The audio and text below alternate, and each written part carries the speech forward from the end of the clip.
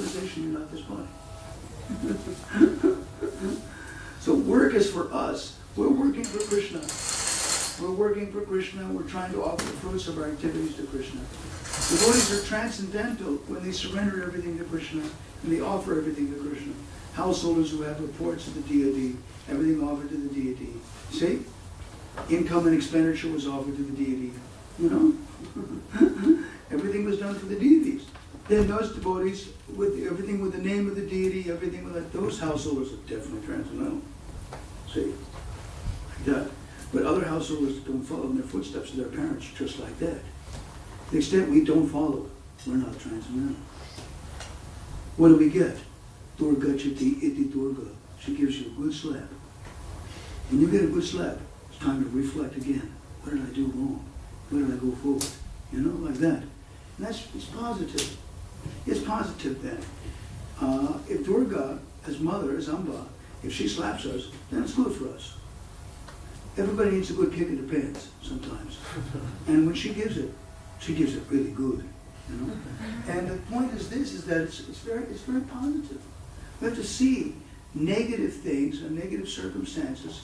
Bhaktivinoda Thakur mentions that in Atmanivedan Bhajan number 8, 8th section of Sharanagati, probably around shloka 5 or 6. Tumara se by Dukho hoye jato seto paramusuka. In your service will be the greatest, miseries in your service will be the greatest happiness for me. Seva sukha dukho, whether I have happiness or distress. Parama sampad, really fearful circumstances. Nashaya vidya dukkha, destroy the ignorance of illusion. At least destroys the ignorance of illusion. You realize that, hey, wait a minute, I'm not so transcendental as I you know, illusorily thought. Like that. That's the point. This is another example here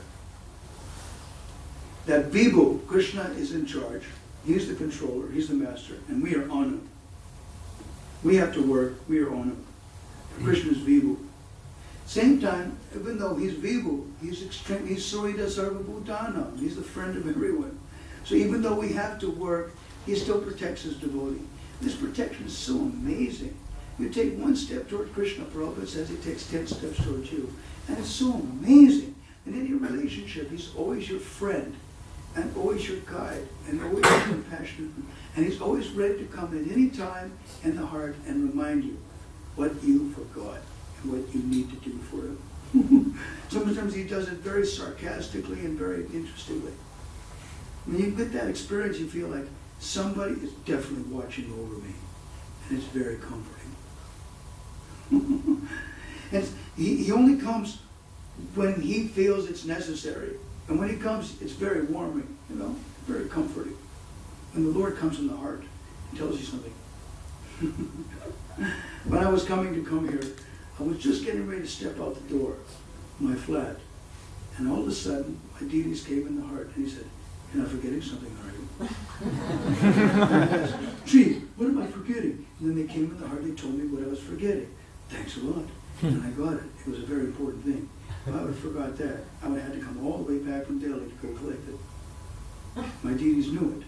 So they reminded me, don't forget this, stupid. And they do it all the time. Krishna does it all the time. He's so friendly. Just keep your ears really tuned, you know, to the heart. If Krishna says something in the heart, like, hey, something spooky is going on, you better believe it. Yeah, something is spooky, you know. If something appears to be a little bit odd or weird, it probably is, you know. Anyway, just what your question shows that there is definitely a distinction. Krishna is Vibhu. He is transcendental. And we are Anu. If Krishna does it, it does it only to the principle to set a good example for human society how to do it. You know? At the same time, we cannot imitate it. Just like when we meditate on Krishna's charming aspects. He's a chore. He steals milk products. He stole the hearts of the gopis, but he also steals the sinful reactions of birth and death. You know? The songs about Charagraganya Purushastika. You know, the supreme thief amongst the thieves. Or Chorastika, the 8 prayers glorifying the thief. you know. But they're beautiful prayers.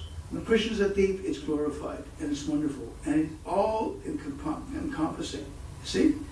Another aspect, he has some of the lakshanas, like recently we've been meditating on his quality, like his lies. Well, why would he lie? You know, so we just reason why Krishna lies, and what circumstances he lies, and how is it purifying, and how is it good, and how basically it excites relationship with him. You know, if Krishna lies, then it excites relationship with him. It's not like a mundane personality who's lying for sense gratification to exploit other living entities. Krishna showed himself that he's a lover of all his devotees. He doesn't exploit his devotees. You know? If he lies, he's lying to serve another devotee. He's lying to reciprocate with another devotee. You know, Krishna does all good. Even in his cunningness, he's all good. You know. Other people could say that, but other devotees that serve in different relationships may not accept that opinion so strongly. You know.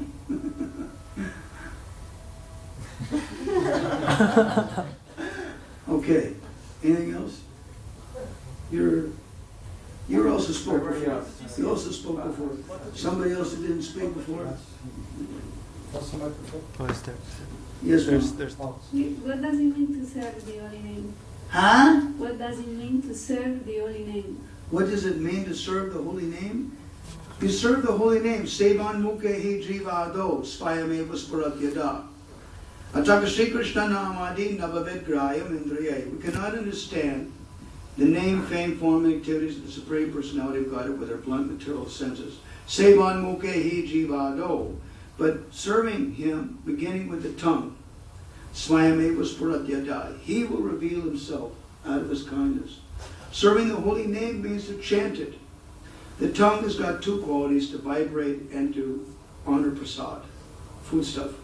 So both things we try to serve the Supreme Lord in that capacity. When you serve the holy name by chanting it, and ultimately, for those devotees that become attached to the holy name, it's not just like a passing thing, a purification of something that you got to get over with. You know, like chanting 16 rounds just to get over with. It becomes your be-all and end-all. It becomes a consuming thing. Just like our previous acharyas from Gauranga down have actually recommended to chant a lakh. That's considered normal. Now, 16 is like a concession. And Prabhupada's godbrother mentioned that sometimes devotees during festivals would get so intensely absorbed, then ultimately the bead should not starve. Prabhupada's godbrother said. They would chant like 4. You know, and the bead should not starve.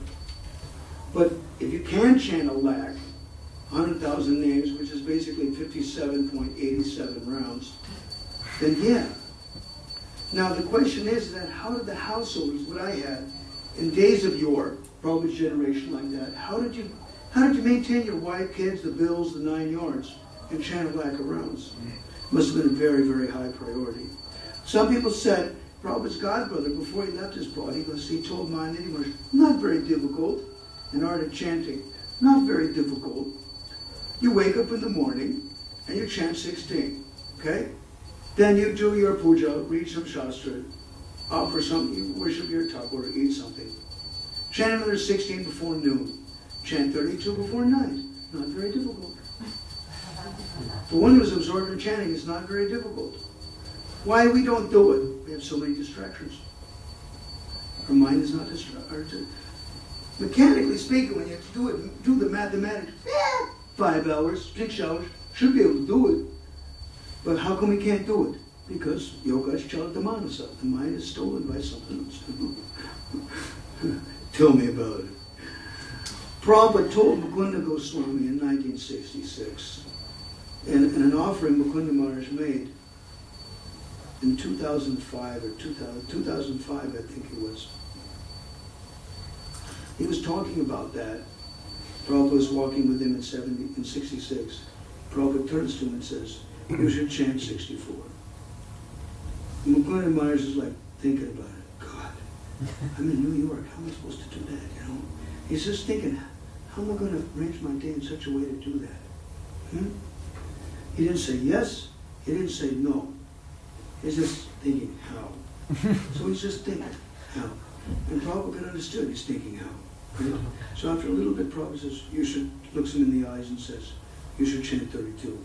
And he's thinking, whew. He's writing in his office, at least he made it half. Yeah, I could probably, I'd probably arrange my life in New York to probably, do 32. Still thinking, how am I going to put all the pieces together and organize my life to do 32? Well, could do it, yeah. And he didn't say yes, he didn't say no. He was just trying to think how to put it together. And Prabhupada looks at him and said, you must do 16. He says, I understood that was the minimum. The idea is that what it constitutes normality. Different devotees think that it's normal. I've had some households tell me that are bunnies, that are businessmen in the daytime doing some business, to pay, bring in the chips, to fill the family, like that, to pay for the wife and kids and all the 9 yards. And like that, he said, I can't be happy until I chant 32. One household told me. So what is normal for one devotee may not quite be normal for other devotees. I think as we age, we have to start raising the bar a little bit. What our mind constitutes as normal. Some devotees will do different things. But Prabhupada used to do, in order to chant 16 when he was out, so he would chant 4, eat something, he would chant 4 before every meal to make sure he would do 16. Different devotees, I know one devotee that said, until I finish 16, I'm not going to eat anything. I've had one Gujarati godbrother who said that to me. I don't eat anything until I finish my rounds. That's not